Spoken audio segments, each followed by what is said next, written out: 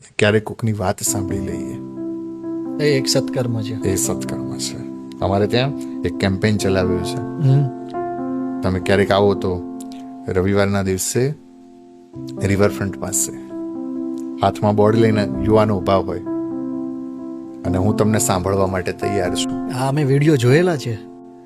એવા કેમ્પેઇન ચાલે છે. વાહ, છોકરાઓ બહુ સરસ રીતે કામ કરે છે. કવડું મોટું સત્કર્મ. બસ કોઈ ઓળખાણ નહીં, એને ક્યારેય પૂછવાનું નહીં કે તમારું નામ શું, ક્યાં રહો છો, નહીં. એને જે કહેવું હોય આ લોકો સાંભળે.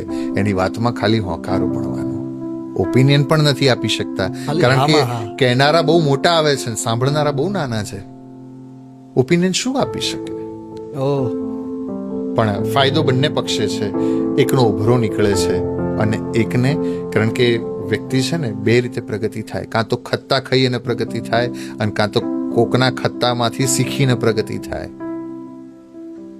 આ કોકના ખત્તા શીખી લે છે.